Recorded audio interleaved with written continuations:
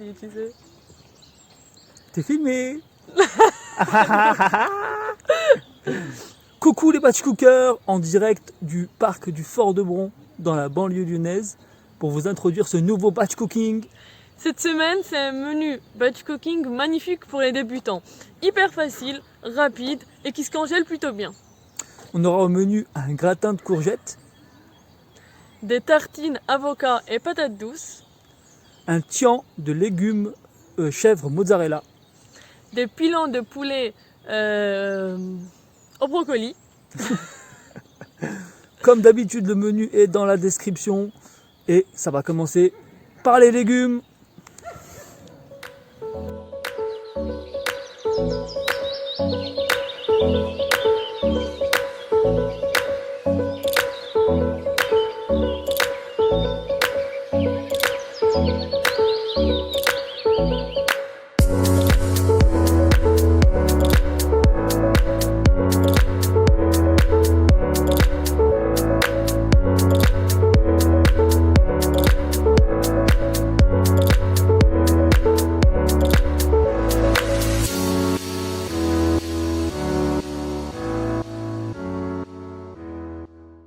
Les légumes sont coupés. On commence par mettre les brocolis à cuire à la vapeur. On les laisse et on met nos pilons dans une poêle avec les oignons.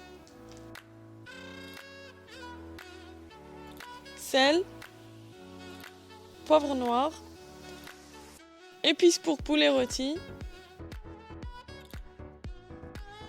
gingembre et un peu de thym. On laisse à feu doux et on récupère les tranches de pommes de terre douces.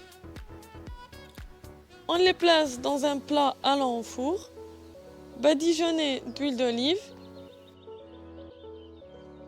poivre noir.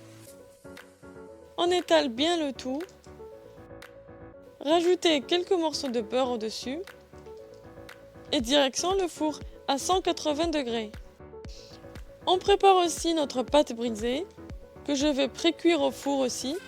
Mes oignons sont cuits. Je rajoute un peu d'eau et j'attaque le gratin de courgettes. Je remplis mon moule de courgettes, c'est l'équivalent à peu près du tiers des courgettes coupées. 200 g d'allumettes de dinde, 2 cuillères de tomates concentrées diluées avec la même quantité d'eau, 3 cuillères à soupe d'huile d'olive,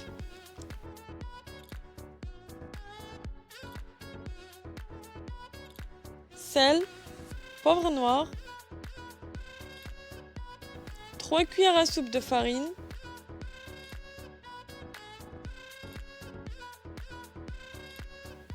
quelques morceaux de beurre, 2 portions de vache qui rit,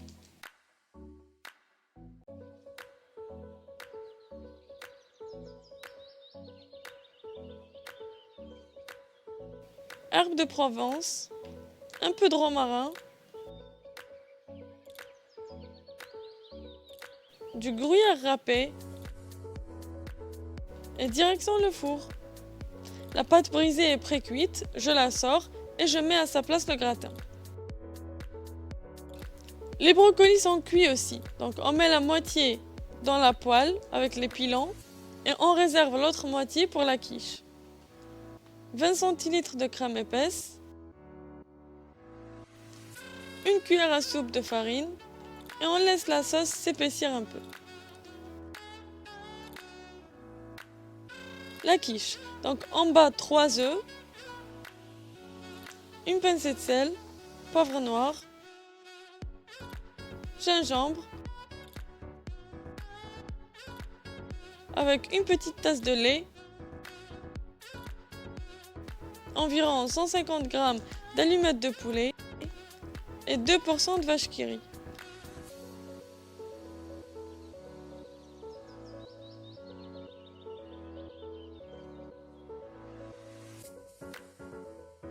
On dépose le restant de brocoli sur toute la surface et saupoudré de gruyère râpé au-dessus.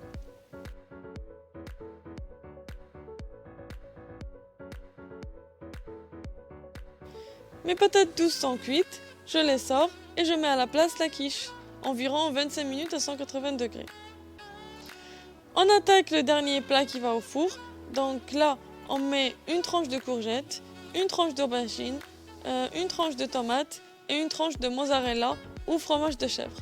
Donc nous, on a mis le fromage de chèvre au milieu seulement. Mais finalement, il a fondu de toute façon et il s'est retrouvé partout. Direction le four. Moi, je l'ai mis tout en bas. J'ai réussi à mettre 3 plats en même temps au four.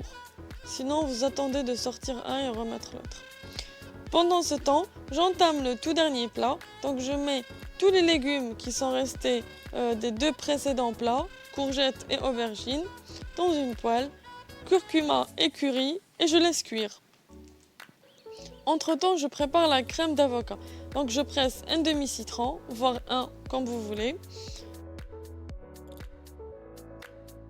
Une cuillère d'huile de sésame et une petite cuillère d'huile d'olive. Sel, poivre noir.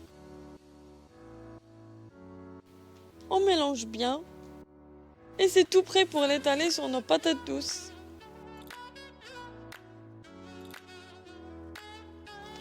Saupoudrer quelques graines de sésame au-dessus.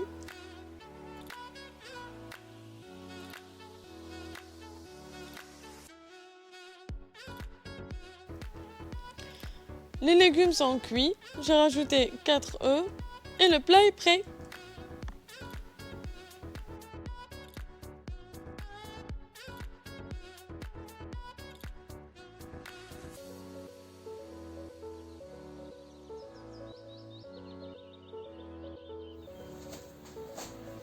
C'est fini! Là, on a nos 6 plats prêts, enfin. Donc, niveau congélation, aujourd'hui, on est bien gâtés. La plupart des plats se congèlent bien, sauf ce plat-là, les courgettes et les aubergines coupées en rondelles qui se congèlent pas bien à cause des tomates. Sinon, elles vont rendre de l'eau.